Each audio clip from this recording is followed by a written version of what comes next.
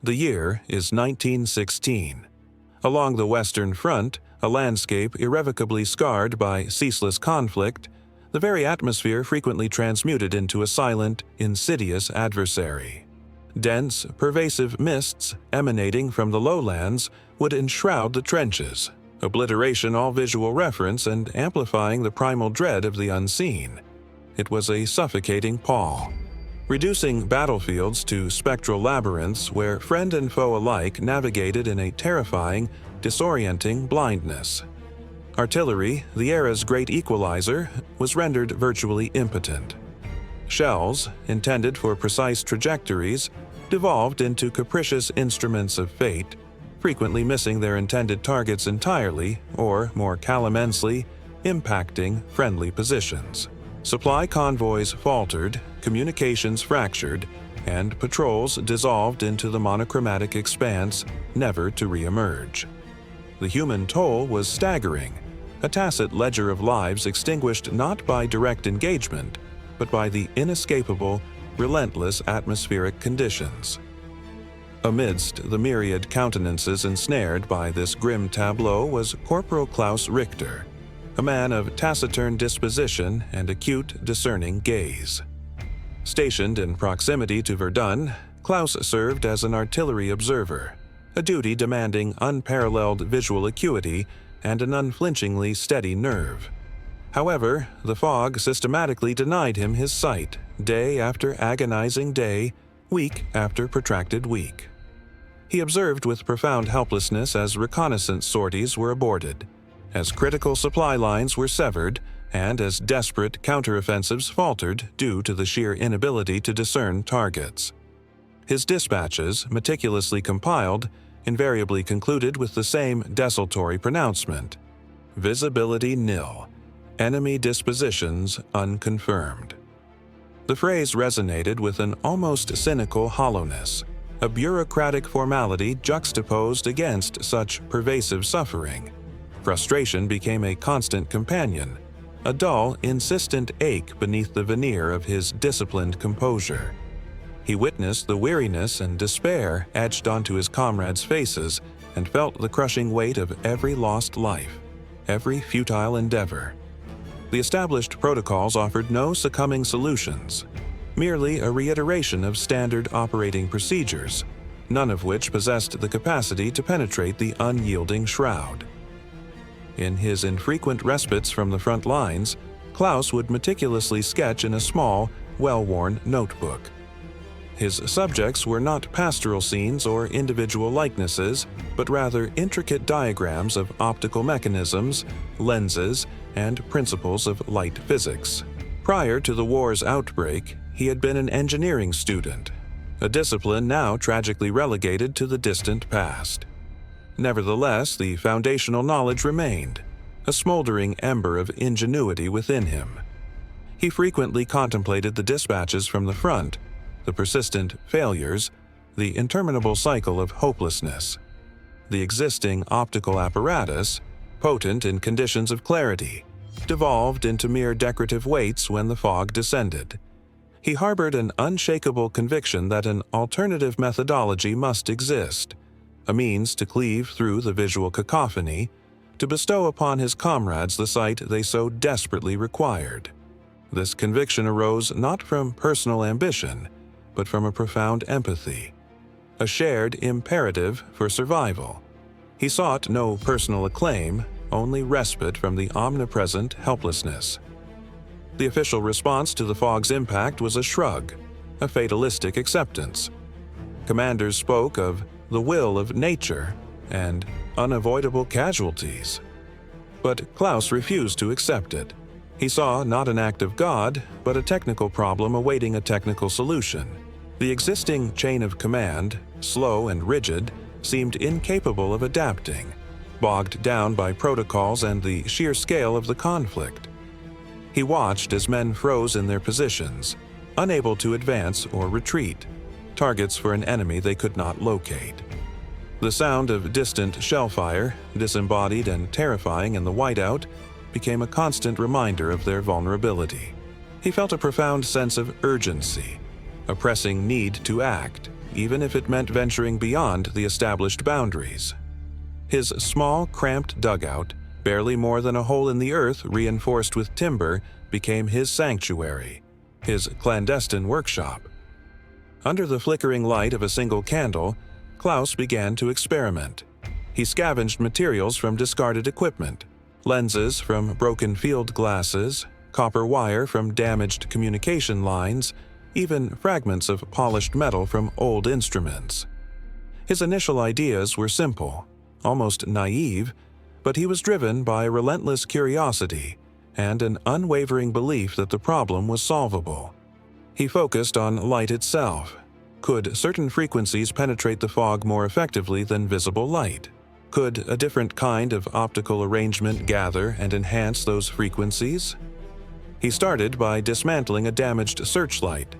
The powerful bulb, though conventional, offered a starting point. He began to combine lenses, creating crude, stacked assemblies, trying to manipulate the light. His first attempts were predictably futile. The light, though intense, merely reflected off the fog particles, creating a blinding glare rather than piercing through. The disappointment was sharp, but it only fueled his resolve. He meticulously recorded each failure, each observation, treating them as steps on a long, arduous path. He learned from every mistake. The dampness of the dugout, the constant rumble of distant artillery, the pervasive smell of earth and decay, these were the conditions under which a desperate hope began to take shape. Klaus frequently labored through the night, his intellect wholly engrossed by the formidable challenge. Sleep transmuted into a transient indulgence. He would meticulously sketch novel designs, assiduously recalibrating lens angles and assiduously experimenting with disparate focal lengths. He delved into the esoteric properties of infrared radiation, a concept elucidated during his engineering studies, although its pragmatic deployment for visual acuity through fog remained largely uncharted territory, particularly within a martial milieu. His imperative was to devise a methodology for detecting and transmuting these imperceptible wavelengths into a discernible visual representation for the human eye. This constituted the very nucleus of his nascent concept, a paradigm-shifting innovation for its epoch. He commenced an earnest quest for specialized materials, often bartering provisions or rendering minor courtesies to mechanics and supply sergeants in exchange for recondite components. A burnished silver plate, a shard of obsidian glass, a spool of gossamer copper wire, each artifact harbored the latent potential to be an indispensable element of his intricate construct. His companions, habituated to his taciturn intensity, observed his nocturnal endeavors but seldom interrogated them. They were grappling with their own internecine conflicts and subjugating their own profound apprehensions. They perceived a man thoroughly immersed in his vocation, perhaps as a psychological balm against the surrounding atrocities. They remained oblivious to his clandestine endeavor to fabricate a vision, a desperate gambit to recuperate that which the pervasive fog had absconded with. Visual perception, and, intrinsically linked, the prospect of enduring survival. The skepticism, when it materialized, was invariably gentle, stemming from sheer exhaustion rather than any inherent animosity. A fellow corporal once quipped, "Still engrossed in your tinkering, Klaus? Endeavoring to conjure sunshine, are we?" Klaus responded with naught but a faint enigmatic smile, his gaze a veritable crucible reflecting the profound conviction that fueled his tireless efforts. He comprehended their incredulity. The problem presented itself as utterly insuperable.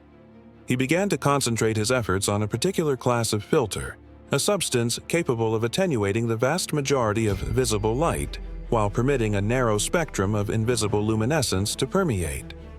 This directive spurred him to engage in empirical trials with a variety of chemical coatings applied to glass. His methodology was characterized by its protracted pace, its meticulous exactitude, and its frequent attendant frustrations. He would procure minute quantities of chemicals from the medical bay, artfully framing his requisitions as pertaining to personal experiments or cleansing solutions. The field physicians, inundated by the relentless influx of casualties, rarely demurred. Each minuscule specimen of treated glass was then meticulously integrated into his rudimentary optical apparatuses. He ingeniously fashioned a rudimentary containment unit, a light-impervious chamber, to rigorously test these filters using diminutive light sources under simulated fog conditions within the confines of his dugout. The tension mounted with each passing day. Every failure was a setback, a stark reminder of the lives that continued to be lost. Yet, with every small step forward, every faint shimmer of success in his controlled experiments, a fragile hope began to bloom. He envisioned the moment, the sheer relief, when an observer could finally pierce the veil of fog, when artillery could finally find its mark, when the unseen enemy could be seen. This vision, this profound possibility, was his fuel. He knew the official channels would dismiss his work, perhaps even punish him for unauthorized experimentation. But the faces of the fallen, the desperate pleas in the dark, were more potent than any regulation. He was a man with a singular purpose, driven by a profound sense of duty to his fellow soldiers, determined to make them see. His innovation, still in its nascent stages, was a fragile beacon against the overwhelming darkness. The taut silence of the front line, where the distant rumble of artillery and the staccato bursts of rifle fire formed a constant soundtrack, was a world apart from the intricate dance of light that Klaus orchestrated in his trench. He was honing his focus on the invisible spectrum, an area of physics largely unexplored in practical applications for vision through fog. His initial attempts with a damaged searchlight bulb proved too broad, too diffused. He needed a source that emitted more of the specific, longer wavelengths that he believed could penetrate the dense moisture. He began modifying small incandescent bulbs, carefully filing down their filaments, attempting to concentrate their output. It was a meticulous process, often resulting in a fragile, short-lived light, but each failure revealed a small piece of the puzzle. His experiments with chemical coatings on glass progressed from mere smudges to deliberate, layered applications. He discovered that certain metal oxides, when applied with precision and then heated, could create a filter that selectively allowed the passage of a narrow band of infrared light while blocking most visible light. The heating process was a challenge. He improvised a small enclosed space using a discarded mess tin and a candle flame, carefully monitoring the temperature through subtle changes on the glass surface. It was a delicate balance between insufficient heat, which left the coating ineffective, and too much, which shattered the glass. The air in the trench grew thick with the faint scent of chemicals and burning wax. At its core, however, his innovation lay not merely in filtering light, but in converting it. The human eye could not perceive infrared. It required a medium that would react to these unseen rays and, in turn, emit light the eye could see. He recalled vague discussions from his university days about phosphorescent materials, substances that would glow after absorbing energy. This became his next obsession. He meticulously collected small quantities of phosphorescent paint, typically used for instrument dials, from a repair depot. The sergeant in charge, a gruff but weary man, merely grunted, dismissing Klaus as just another eccentric driven mad by the pressures of war. He spread a thin, even layer of this phosphorescent material onto a small, flat piece of metal, creating a screen. This screen became the viewing surface for his prototype. He then assembled his modified light source, his newly fashioned infrared pass filters, and a series of repurposed lenses into a crude, tubular device. It was a clunky contraption, held together by wire, tape, and sheer resolve. Its external appearance was, to say the least, bizarre, a testament to desperation and ingenuity. He called it, simply, the Viewer.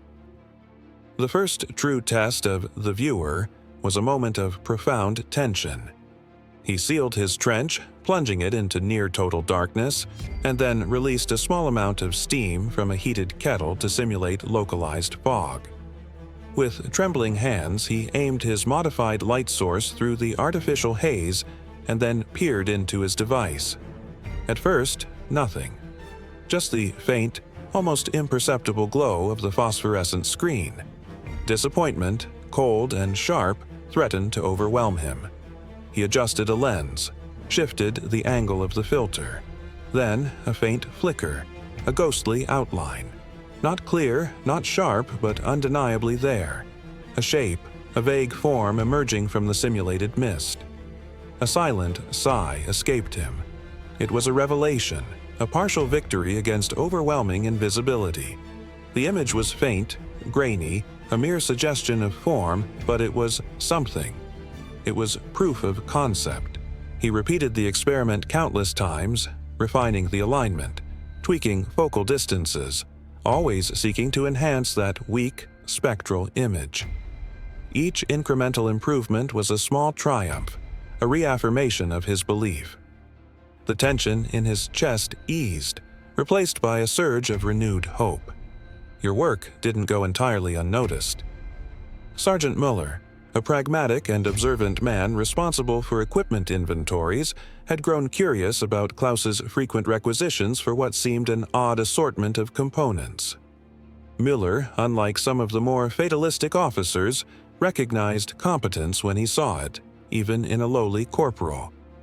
One evening, Muller found Klaus hunched over his workbench, the strange device taking shape under the flickering candlelight.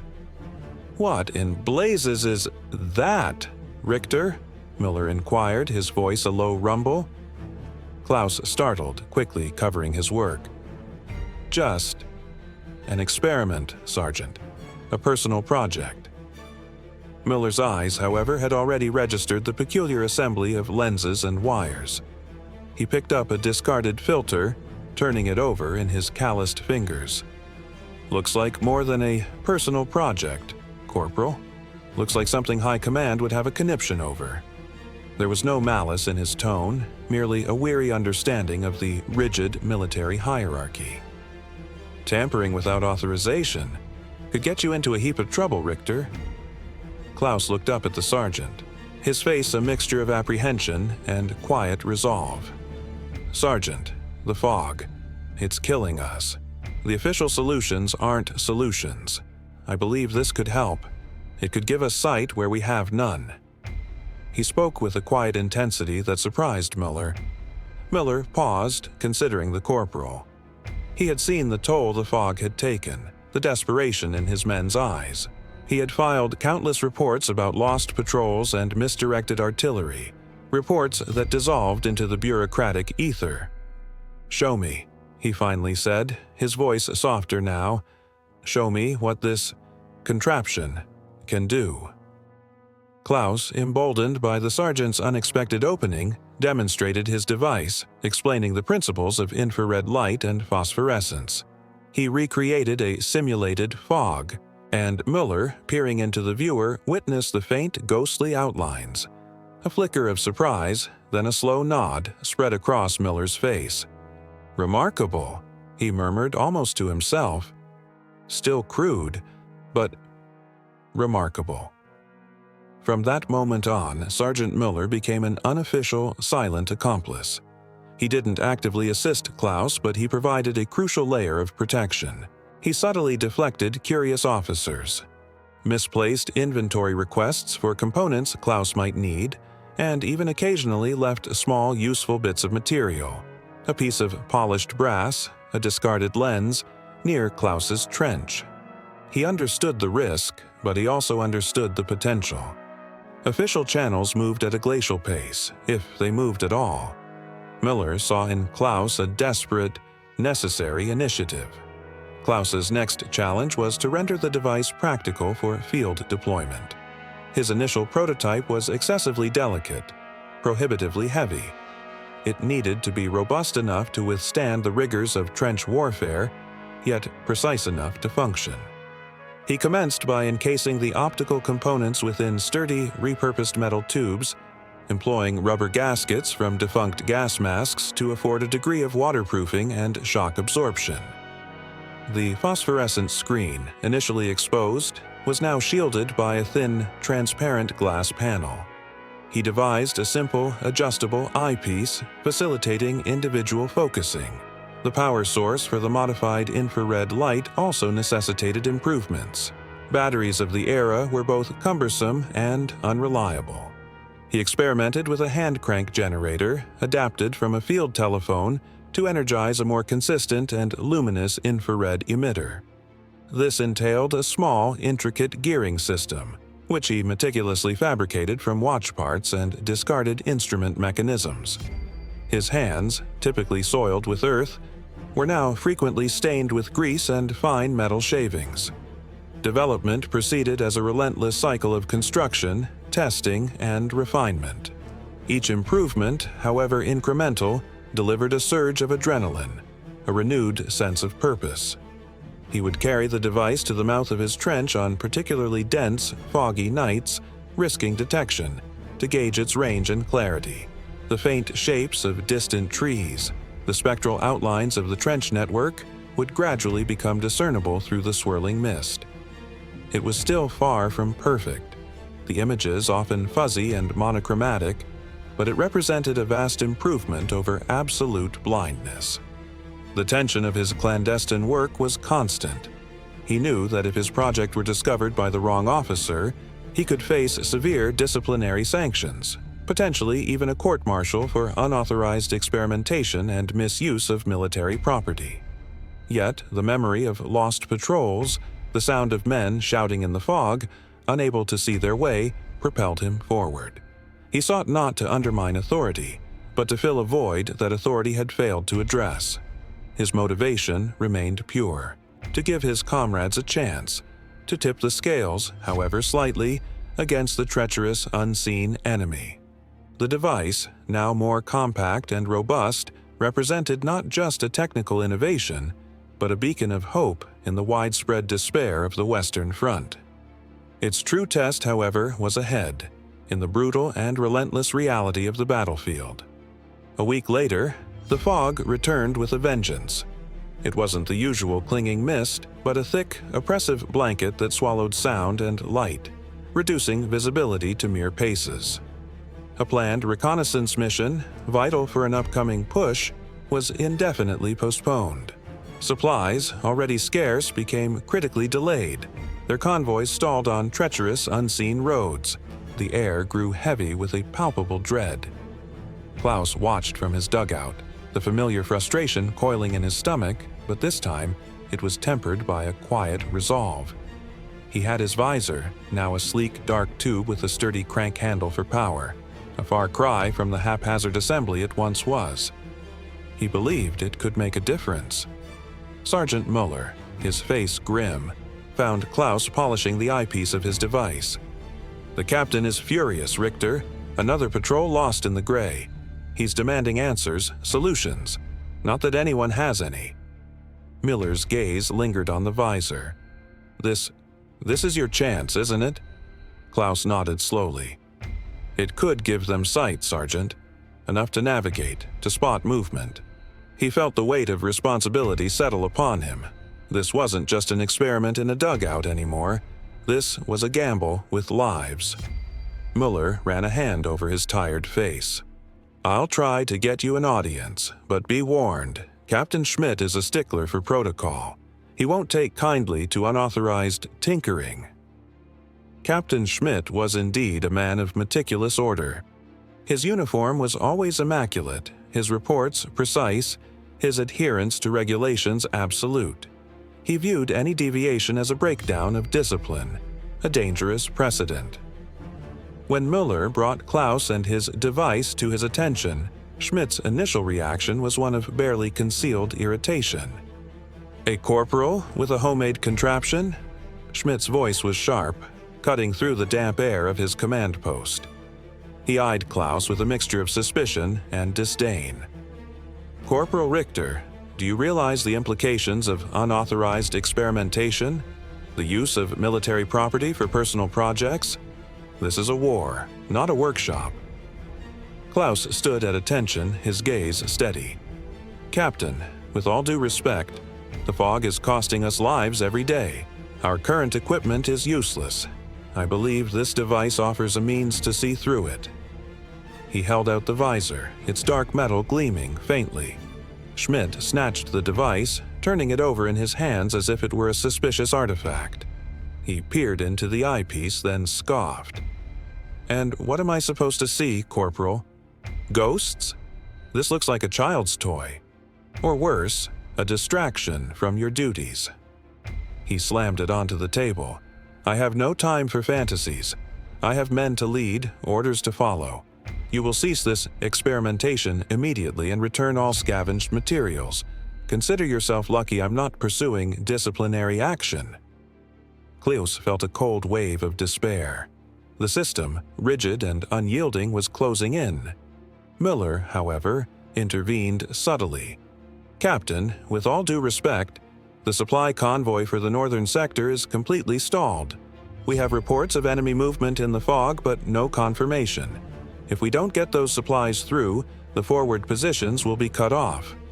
He paused, letting the gravity of the situation hang in the air. Perhaps a quick demonstration under controlled conditions, just to rule out any unforeseen possibilities. Miller's words were carefully chosen, appealing to Schmidt's pragmatic side, the need to exhaust all options, however unlikely. Schmidt hesitated. His face was a mask of internal conflict.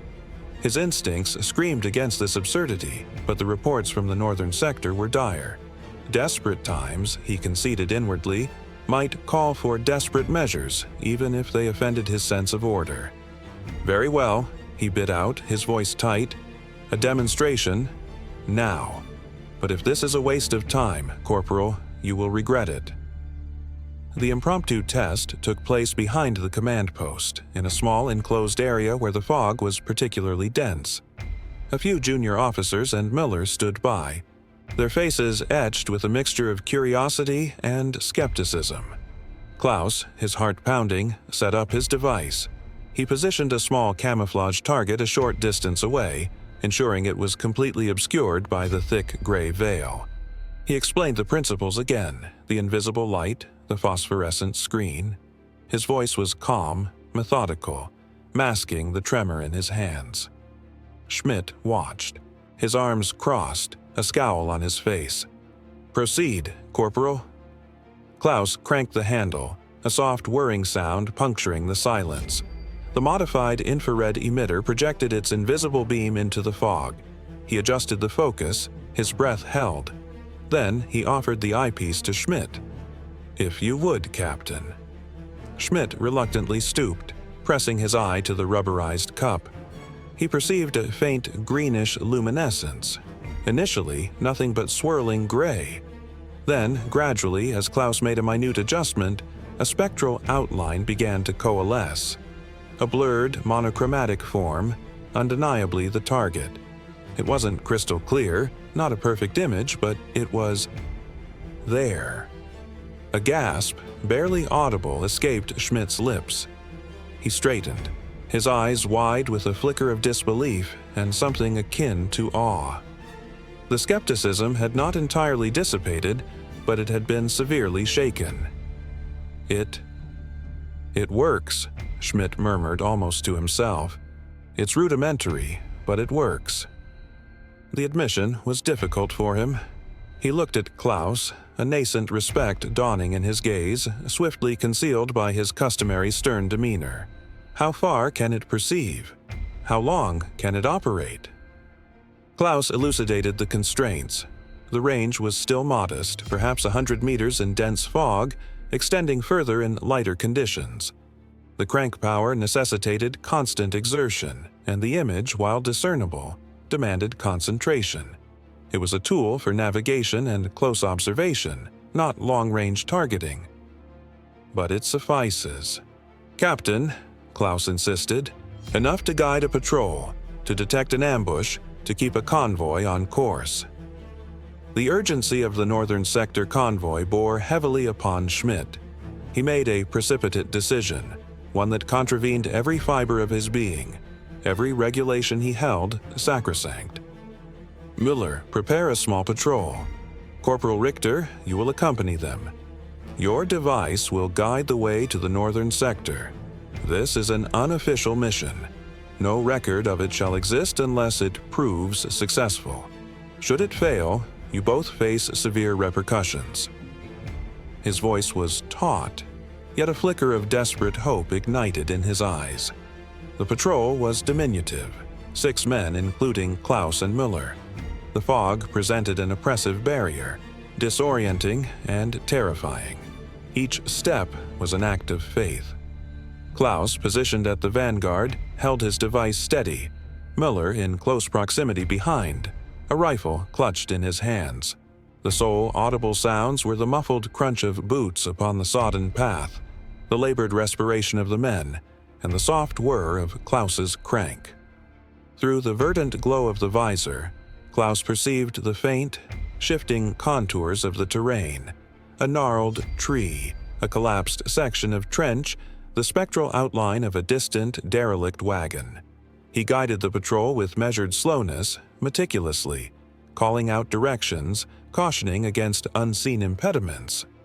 The men, initially taut and apprehensive, began to place their trust in his guidance. They advanced with a newfound confidence, however tenuous, no longer entirely bereft of sight.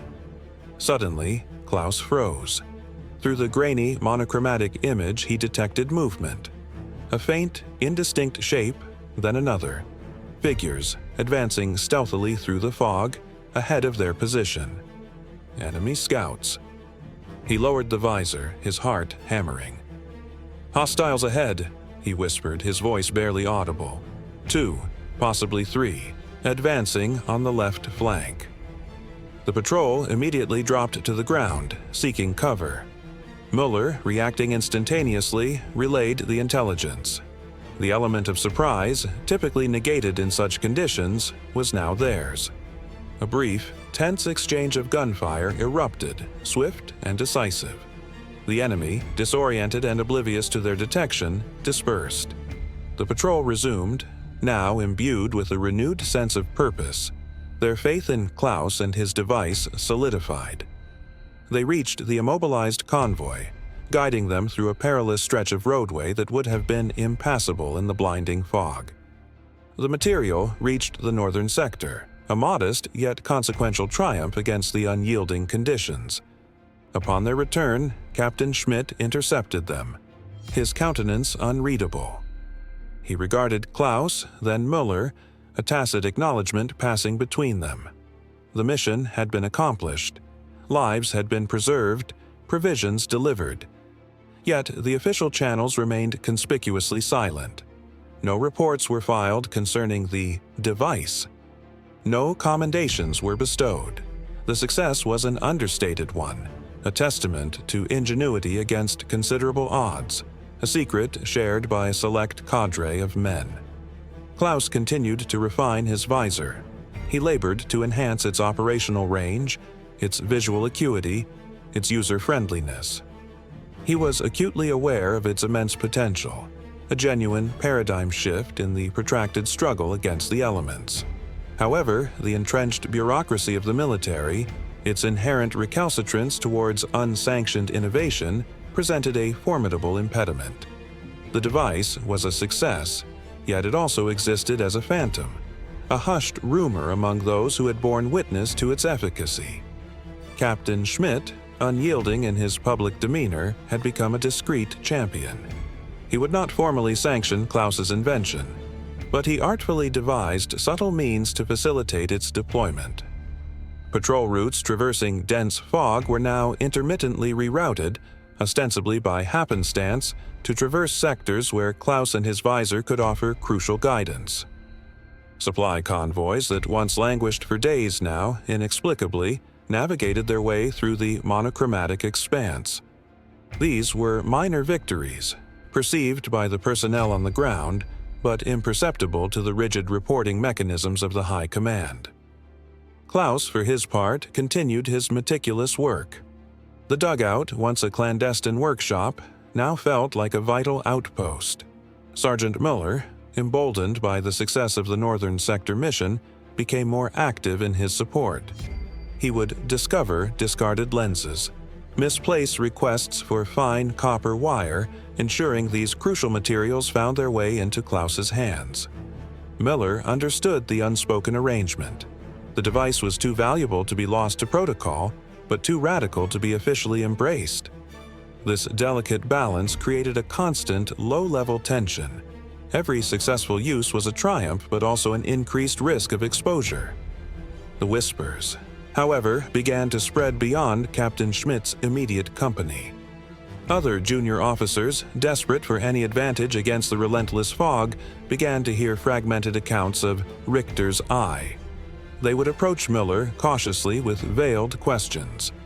Miller, a master of non-committal answers, would gauge their desperation, their pragmatism.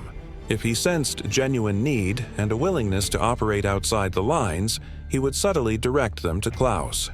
One such officer was Lieutenant Werner, whose company had suffered heavy losses during a fog-bound assault. Werner was a young man, intelligent and open to innovation, but deeply frustrated by the inertia of the system. He found Klaus sketching diagrams in his notebook, the familiar worn cover a testament to countless hours of thought. Werner spoke directly, his voice low. "Corporal Richter, I've heard rumors of a device, something that can see through the fog." Klaus looked up, his expression unreadable.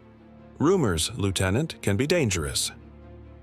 "So can blindness, Corporal," Werner countered, his eyes holding Klaus's. "My men are dying. If there is a way, any way, to give them sight, I need to know." Klaus hesitated, then slowly closed his notebook. He saw in Werner's eyes the same desperation that had fueled his own work. He demonstrated the visor, explaining its principles and limitations. Werner, after peering through it, his face a mixture of awe and relief, became another silent partner. He arranged for Klaus to accompany his patrols, always under the guise of an expert observer or communication specialist. The device earned a new, unofficial name, the Ghost Seer. With each successful deployment, Klaus gained invaluable feedback. The initial range, while useful, needed to be extended. The image, though discernible, lacked detail crucial for identifying specific enemy movements. The power source, the hand-cranked generator, was effective but tiring for prolonged use. Klaus began to conceptualize a more efficient power system, perhaps drawing from the existing field battery technology if he could somehow miniaturize the conversion process. His current challenge was the phosphorescent screen.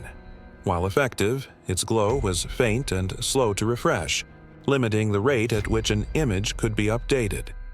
He recalled obscure references in his engineering texts to photoemissive materials, substances that released electrons when struck by light.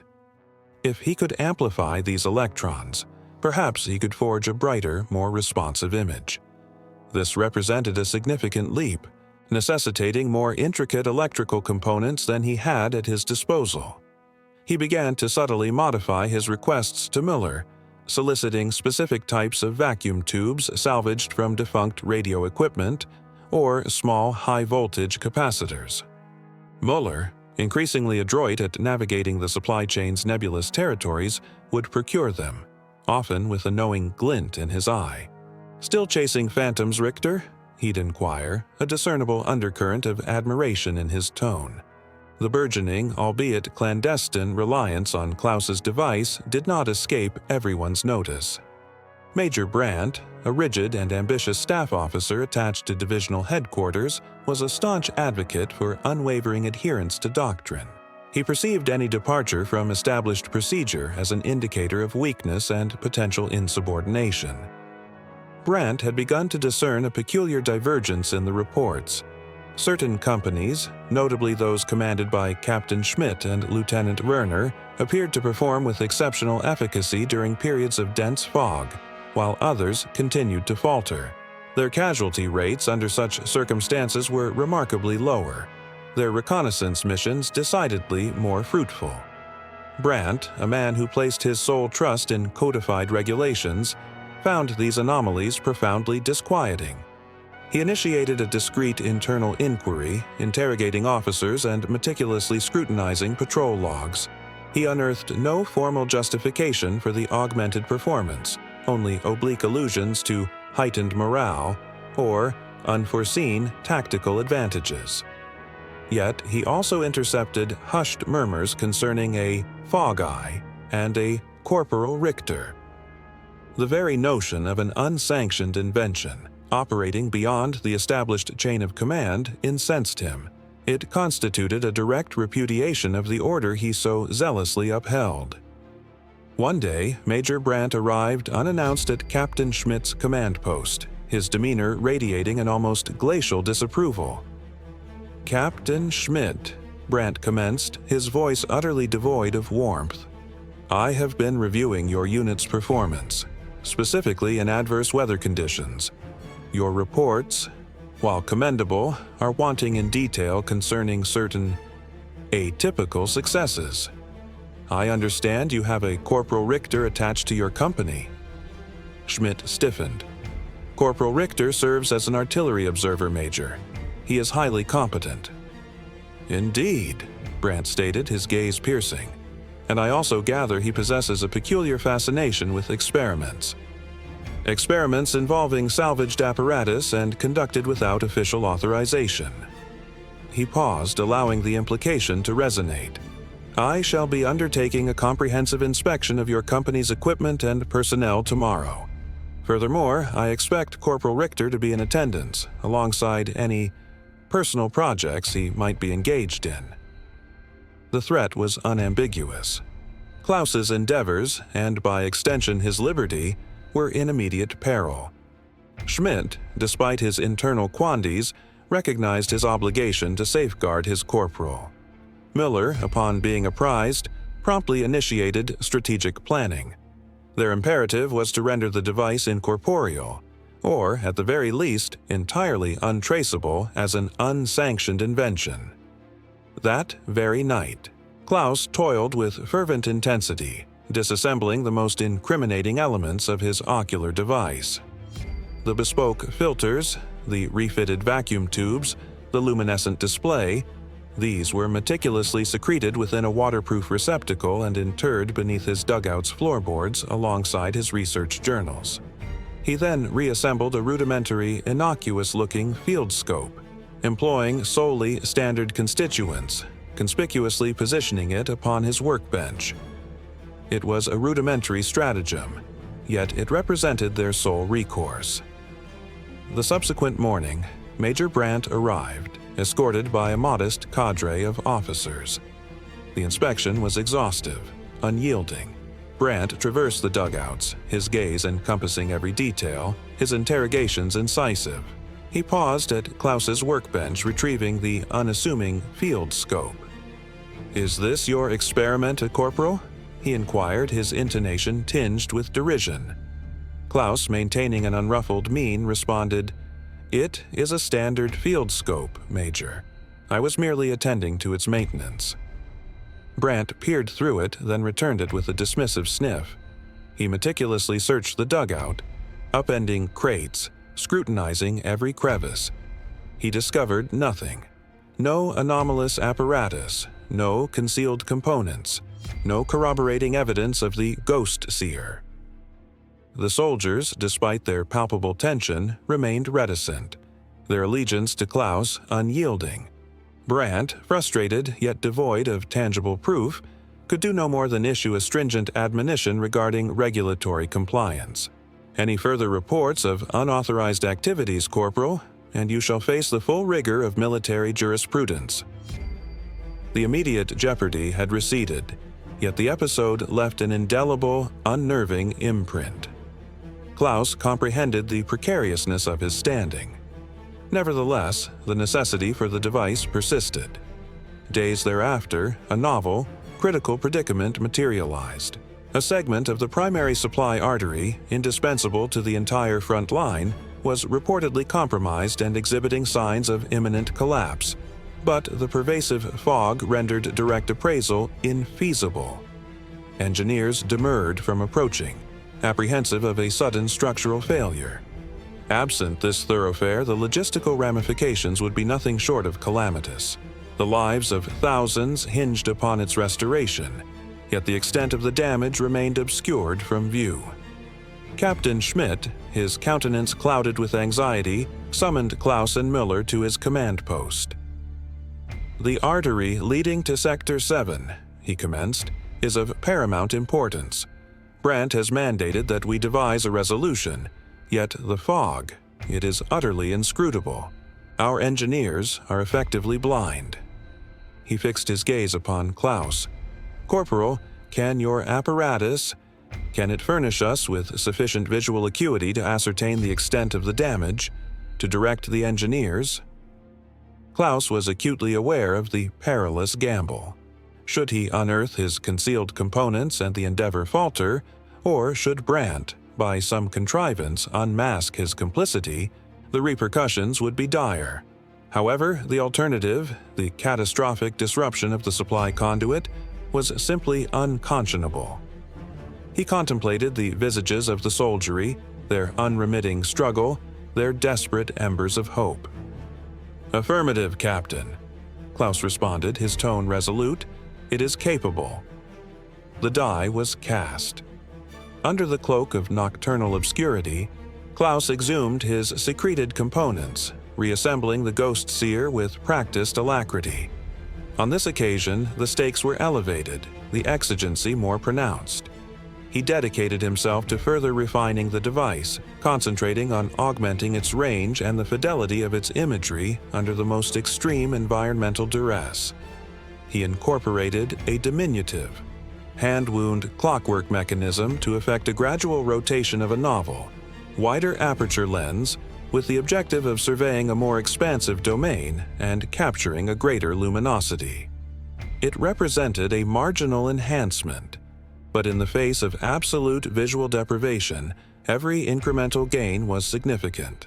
The palpable tension permeated not only the confines of the dugout, but the entirety of the sector.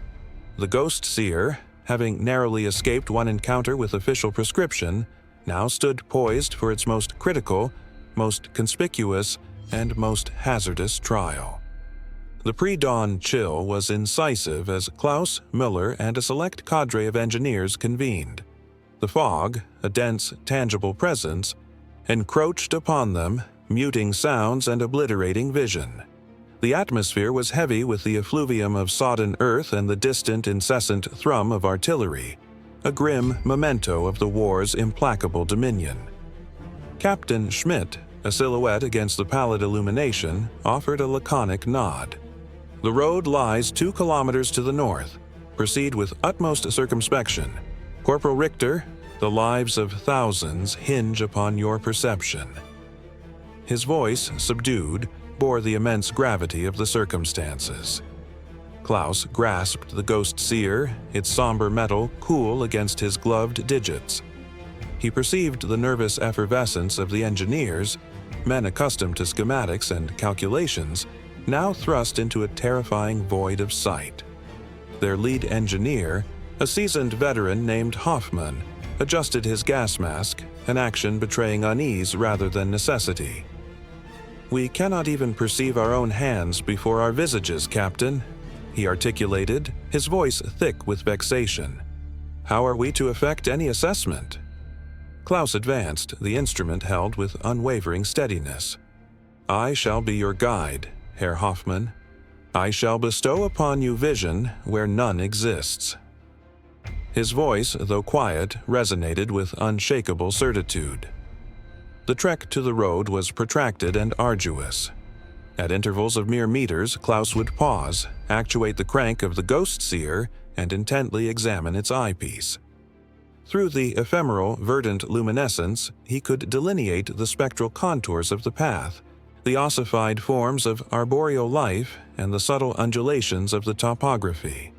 He vocalized directions, issuing warnings concerning concealed craters or slick expanses. The engineers, initially reticent, commenced to adhere to his directives with a burgeoning, albeit cautious, credence.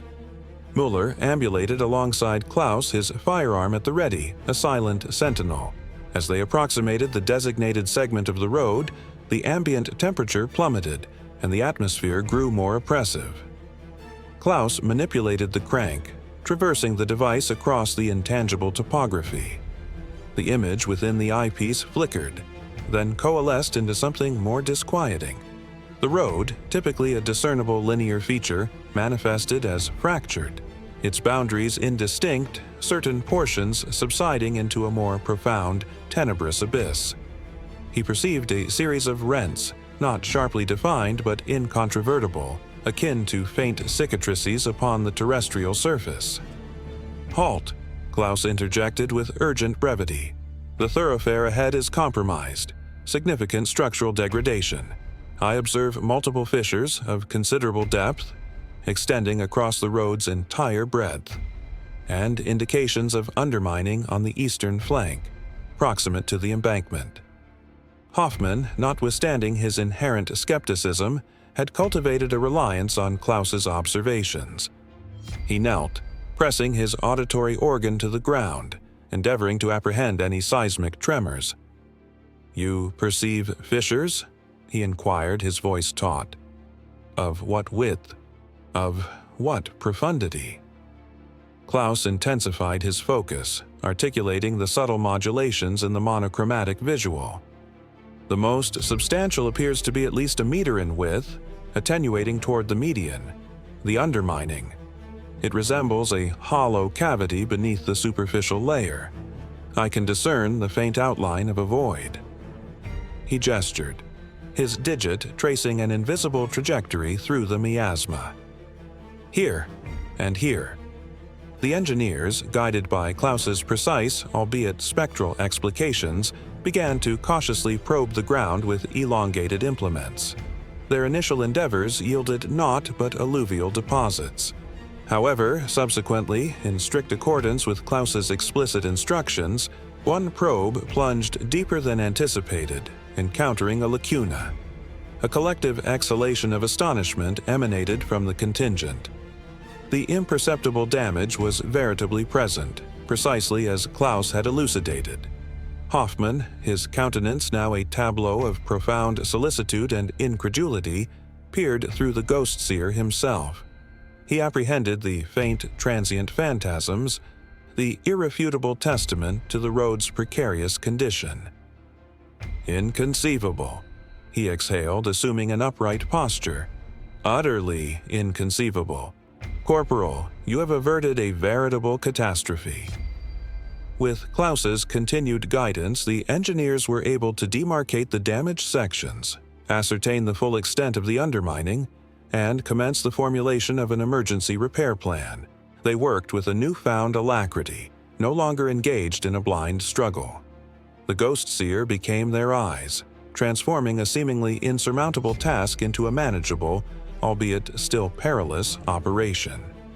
The road was stabilized, its collapse averted, and the vital supply line secured. It was a silent, unheralded triumph, but its repercussions reverberated across the entire front. Captain Schmidt, upon being apprised of the mission's success, allowed himself a rare, subtle smile. The road, a critical artery, was preserved. The relief was profound. He was aware, however, that such an extraordinary achievement, under conditions previously deemed impassable, would not escape everyone's notice. And indeed, it did not. Major Brandt, still incensed by his prior fruitless inspection, received the reports of the road's miraculous restoration with a blend of incredulity and heightened suspicion. He had personally declared the situation irremediable until the fog dissipated. Now, abruptly, the problem was resolved, and the engineers attributed it to anomalous observational data.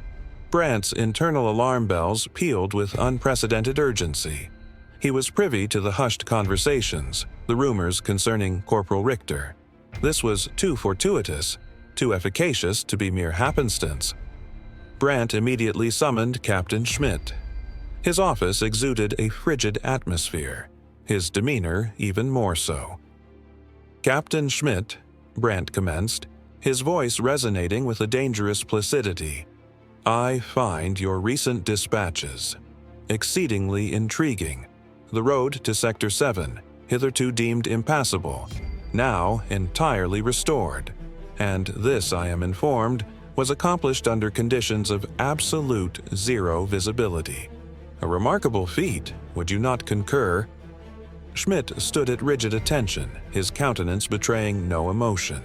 My engineers are possessed of considerable competence, Major. They adapted admirably to the formidable circumstances. Adapted indeed, Brandt purred. But by what means? I am given to understand they obtained anomalous observational data. Data that facilitated the precise identification of structural vulnerabilities amidst dense fog. Captain, I require elucidation regarding the origin of this anomalous data, and I harbor a strong premonition that it implicates your Corporal Richter and his unauthorized experimentation. Brandt leaned forward, his gaze fixed intently on Schmidt. Do not presume to mislead me, Captain. My sources are reliable. I am aware of clandestine activities transpiring outside established protocols, and I shall ascertain their nature. Schmidt's jaw muscles tensed. He recognized he was ensnared in an intractable dilemma. To shield Klaus necessitated defiance of a superior officer, an act that imperiled him with a court-martial. Yet to expose Klaus, subsequent to the inestimable good he had wrought, felt akin to a profound betrayal. Major, all operations were conducted within the strictures of military necessity. Corporal Richter provided indispensable assistance. Invaluable assistance from a makeshift contraption? Brandt scoffed. Do you genuinely expect me to credit such a preposterous assertion, Captain? I am hereby commanding you to produce this so-called device, along with Corporal Richter, for a thorough and exhaustive examination. This time, I shall personally ensure that no detail remains concealed. Any defiance will be construed as outright insubordination. The confrontation was stark, its inevitability palpable. Schmidt recognized the futility of attempting to shield Klaus entirely any longer. He conveyed Brandt's peremptory demands to Klaus and Müller, his countenance etched with grim resolve. Brandt is coming for the device, Klaus, and he's coming for you. He will not relent until he has both under his dominion. Klaus absorbed the information, his expression one of contemplative foresight. He had, in fact, anticipated this turn of events. The very triumph of the Ghost Seer had inadvertently positioned it as a prime target. He met Müller's gaze, then that of Schmidt. Captain, Sergeant, the device has unequivocally demonstrated its efficacy. However, it remains a nascent prototype. It is inherently fragile and necessitates specialized knowledge for its operation. He paused, an ingenious stratagem coalescing in his mind. Should Major Brandt procure it, he will utterly fail to comprehend its intricacies. He will likely dismantle it, rendering it irrecoverable. Consequently, the men will once again be bereft of sight. Müller brought his fist down with a subdued thud upon a nearby table. We cannot permit it, Klaus. We cannot allow him to strip us of the singular advantage we possess against that accursed miasma. Klaus nodded assent. Precisely. Yet we must proceed with cunning. We are obligated to present him with a facsimile, but not the genuine article. He commenced sketching with feverish intensity in his notebook, his intellect operating at peak velocity. The Ghost Seer, in its current iteration, represented a precarious equilibrium of salvaged components and meticulously calibrated adjustments. To an untrained observer, it might appear as little more than a jumble of refuse. However, Brandt's perception would diverge. He would likely perceive it as an affront to his established authority. I shall prepare it, Klaus declared, his voice resonating with unwavering conviction. I will render it amenable to his inspection. However, it will not be the Ghost Seer that he anticipates. The ensuing days dissolved into a crucible of frenetic exertion for Klaus.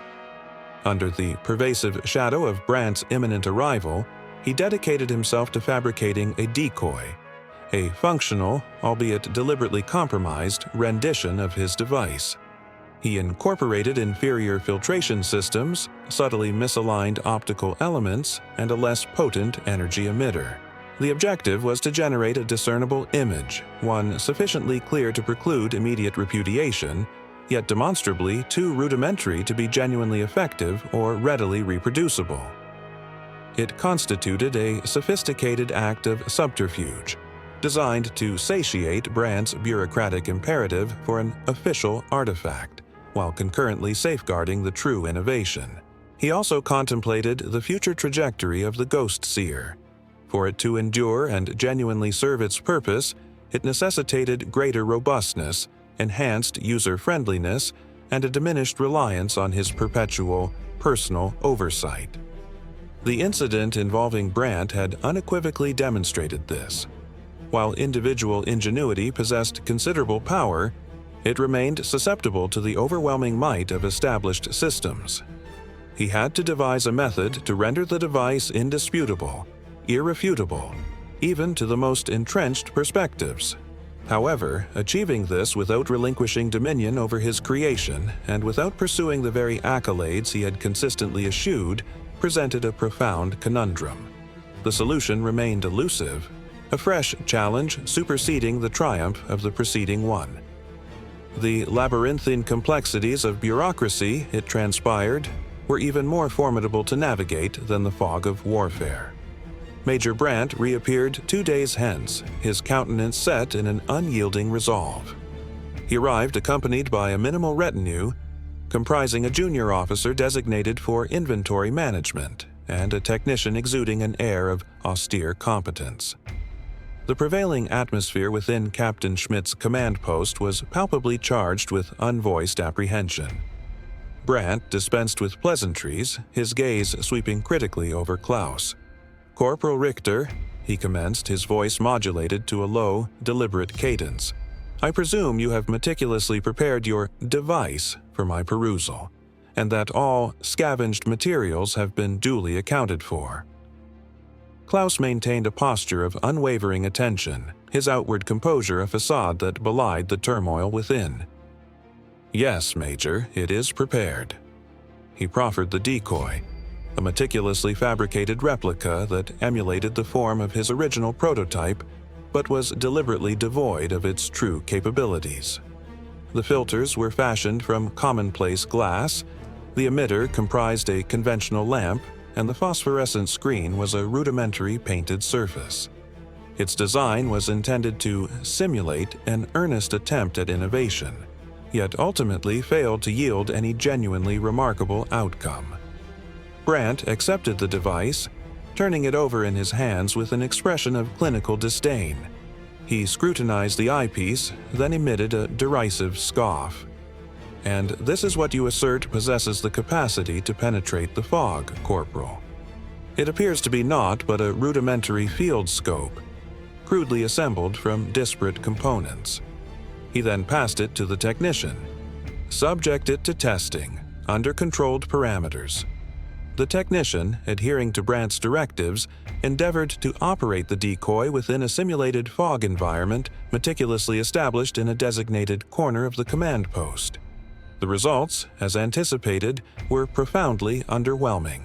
The device emitted a faint, scarcely perceptible luminescence, revealing only the most indistinct of outlines, offering no discernible advantage over a standard optical instrument under conditions of poor illumination. The technician, after effecting several adjustments, registered his dissent with a shake of his head. "Major, this apparatus confers no significant benefit over extant equipment. The imagery is indistinct, its effective range is negligible, and the illumination source is demonstrably too feeble for practical application." Brandt's eyes narrowed, a flicker of triumph in their depths. "As I suspected. A waste of time, Corporal, and a blatant disregard for regulations. This Ghost Seer, as some have foolishly called it, is nothing but a fantasy, a dangerous distraction." He slammed the decoy onto the table. "You are hereby relieved of your duties as an artillery observer, Corporal Richter. You will be reassigned to logistical support, effective immediately, and any further attempts at unauthorized experimentation will be met with the full force of military law. This device, such as it is, will be confiscated and catalogued as a failed prototype." Klaus simply nodded, his face unreadable. He had anticipated this outcome. The loss of his position was a small price to pay for protecting the true innovation. Brandt, satisfied he had crushed the insubordination, turned to Schmidt. "Captain, ensure this man understands the gravity of his actions, and tighten your control over your personnel. We do not tolerate maverick behavior in this army." With a final dismissive glance at the decoy and a cold nod, Major Brandt departed, leaving behind a heavy silence. The immediate threat had passed, but the true Ghost Seer remained hidden, its unique components buried beneath Klaus's dugout floor. That night, under the cover of darkness, Klaus, Miller, and Captain Schmidt held a final, somber meeting. The dugout was lit by a single, flickering candle, casting long, dancing shadows. "He took the decoy," Miller said, his voice laced with bitterness. "He thinks he's won. He thinks he's stopped it." Klaus looked at the ground, then up at his allies. He stopped that version, but the true Ghost Seer. It cannot remain here. Not now. It is too dangerous. If it is discovered, or if it falls into the wrong hands, its potential could be lost forever, or worse, misused. He paused, his gaze meeting Schmidt's. "Captain, Sergeant, you have seen what it can do. You know its value. But the system, as it stands, is not ready for it. It will be suppressed or misunderstood or simply dismantled by those who do not grasp its purpose." Schmidt, his usual rigidity softened by the shared experience, nodded slowly. "You're right, Corporal. Brandt would see it as a challenge to his authority, not a solution. He would bury it." "Then we must bury it ourselves," Klaus stated, his voice quiet but firm. "Not to destroy it, but to protect it. To let its memory, its idea, endure." Together, in the dead of night, they retrieved the hidden components of the true Ghost Seer. Klaus carefully disassembled it, piece by piece. The unique filters, the modified vacuum tubes, the phosphorescent screen, these were separated, no longer forming a cohesive whole. Miller wrapped the most crucial custom-made elements in oiled cloth, then sealed them in a small, lead-lined box. "What now?" Miller whispered, the finality of the act weighing heavily on him. Klaus gazed out into the impenetrable fog that still enshrouded the battlefield, a silent, pervasive adversary. Now, it vanishes, overnight. It becomes a mere rumor, a legend, something that existed, but exists no more. However, the knowledge of what it could do, what it did accomplish, that endures within us. They ventured into the no-man's land, courting detection amidst the dense miasma. Under Klaus's tutelage, Müller excavated a substantial pit in the churned soil, far removed from any established thoroughfare. With a heavy heart, he consigned the receptacle containing the Ghost Seer's most crucial components to the earth, interring it within the desolate terrain that had both necessitated and rigorously tested its very conception. The residual, less distinctive elements were disseminated, ensuring the device could never be reassembled in its original configuration. By the advent of dawn, the true Ghost Seer had ceased to be, subsumed by the soil, as if it had never materialized. Klaus Richter, now officially designated as a logistics clerk, prosecuted his new responsibilities with the same unostentatious diligence he applied to all endeavors. He no longer carried his time-worn notebook replete with optical schematics, yet the tenets of light, vision, and ingenuity continued to blaze resplendently within him. He sought no accolades, no decorations, no formal commendation. His recompense resided in the profound understanding that he had bestowed sight where there was darkness, that he had preserved lives, and that he had artfully circumvented the overwhelming inertia of the established order. The fog, however, persisted, as an implacable foe for the remainder of the front.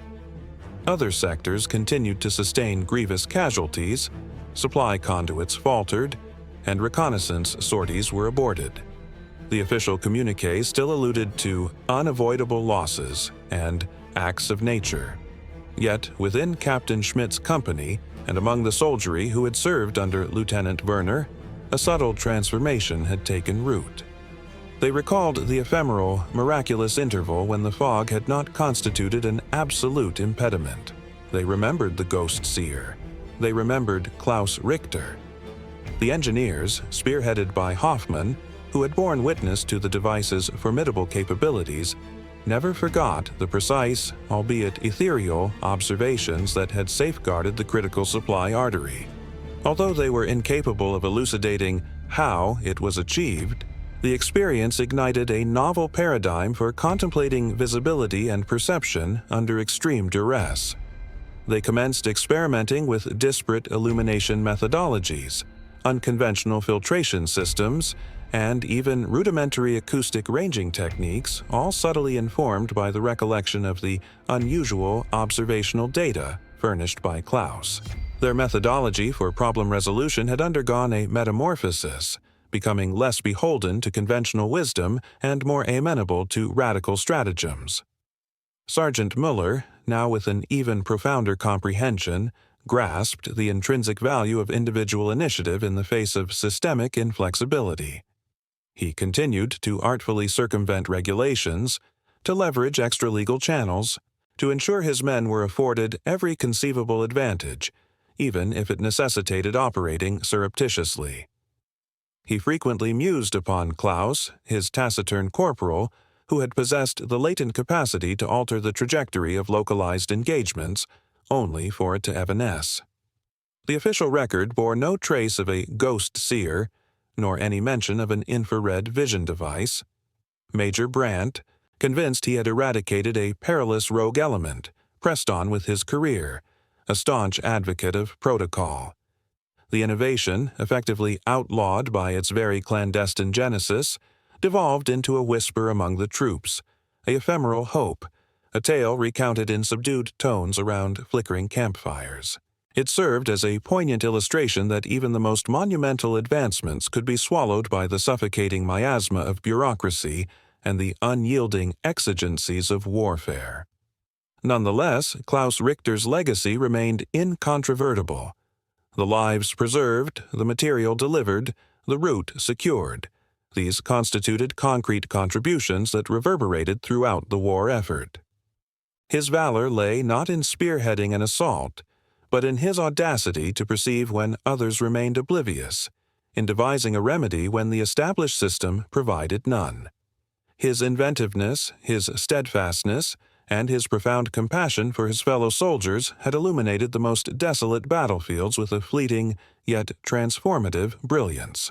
Though the device had seemingly disappeared, the recollection of its perceptive capabilities and the tacit inspirational valor of its progenitor persisted, a testament to the unsung heroes whose singular genius frequently molds history in ways that official annals never capture. Klaus Richter, the unassuming engineer, had not pursued accolades, but through his silent act of dissent and ingenuity, he had attained something considerably more enduring.